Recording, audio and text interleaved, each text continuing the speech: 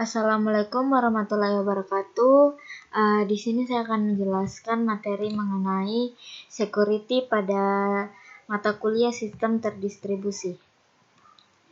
Keamanan pada sistem terdistribusi atau security distributed system. Ada 4 bidang keamanan dalam sistem terdistribusi. Yang pertama, ancaman keamanan. Beberapa ancaman yang dapat mengancam suatu sistem adalah leakage atau pengambilan informasi oleh penerima yang tidak berhak, tampering atau pengubahan informasi yang tidak legal, vandalis atau gangguan operasi sistem tertentu di mana pelaku tidak mengharapkan keuntungan apapun.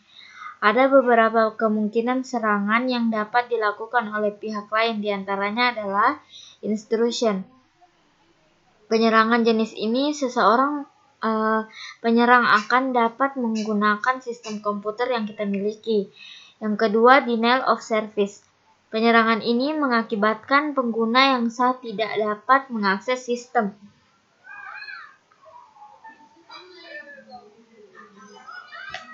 Joyrider. Penyerangan jenis ini disebabkan oleh orang yang merasa iseng dan ingin memperoleh kesenangan dengan cara menyerang suatu sistem. Yang ketiga ada vandal. Jenis serangan ini bertujuan untuk merusak sistem yang sering dituju untuk site-site besar. Scorekeeper. Jenis serangan ini hanyalah bertujuan untuk mendapatkan reputasi dengan cara mengacak-acak sistem sebanyak mungkin. Mata-mata. Jenis serangan ini bertujuan untuk memperoleh data atau informasi rahasia dari pihak pesaing. Tujuan utamanya adanya sistem keamanan adalah untuk membatasi akses informasi dan research hanya untuk pemakai yang memiliki hak. Yang kedua, akses control. Aspek ini berhubungan dengan cara pengaturan akses kepada informasi. Dalam interaksi sederhana, klien server membatasi akses ke sumber daya. Teknik-teknik standar untuk melakukan hal ini adalah access control matrix, capabilities, dan label. Yang ketiga, autentikasi. Autentikasi berhubungan dengan metode untuk menyatakan bahwa informasi betul-betul asli. Orang yang mengakses atau memberikan informasi adalah betul-betul orang yang dimaksud.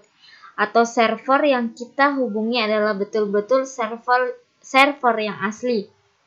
Autentikasi server penting tidak hanya karena ancaman terhadap penyadapan aktif atau lebih dikenal dengan Trojan Horse, tetapi juga karena banyak pengikat RPC hanya menawarkan petunjuk di mana layanan ini berada.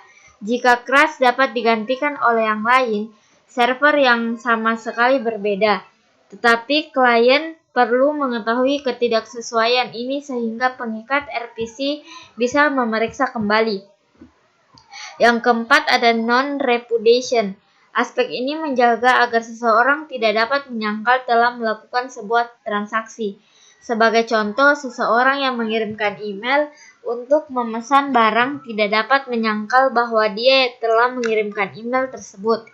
Aspek ini sangat penting dalam hal elektronik, commerce. Penggunaan digital signature, certificates, dan teknologi kriptografi secara umum dapat mencegah aspek ini.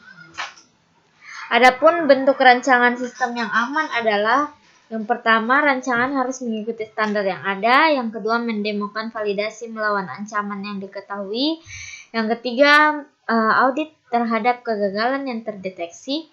Yang keempat, adanya keseimbangan antara biaya terhadap serangan yang ada. 3 dasar mekanisme keamanan yang dibangun. Yang pertama, enkripsi. Digunakan untuk menyediakan kerahasiaan. Dapat menyediakan authentication dan perlindungan integritas. Yang kedua, digital signature. Digunakan untuk menyediakan authentication, perlindungan integritas. Yang ketiga, algoritma checksum atau hash digunakan untuk menyediakan perlindungan integritas dan dapat menyediakan authentication. Teknik keamanan adalah hal penting dalam menjaga kerahasiaan data. Proses enkripsi di dalam teknik keamanan merupakan proses pengkodean pesan untuk menyembunyikan isi file. Sedangkan algoritma enkripsi modern menggunakan kunci kriptografi di mana hasil enkripsi tidak dapat didekripsi tanpa kunci yang sesuai. Kriptografi adalah suatu ilmu yang mempelajari bagaimana membuat suatu pesan menjadi aman selama pengiriman dari pengirim sampai ke penerima. Pesan yang akan dienkripsi disebut plain text, sedangkan pesan yang telah dienkripsi disebut ciphertext. Serangan pada sistem terdistribusi tergantung pada pengaksesan saluran komunikasi yang ada, atau membuat saluran baru yang menyamarkan sebagai koneksi legal. Penyerangan yang ada yaitu penyerangan pasif dan aktif. Sekian dari penjelasan saya mengenai security pada mata kuliah sistem terdistribusi. Lebih dan kurangnya mohon dimaafkan. Assalamualaikum warahmatullahi wabarakatuh.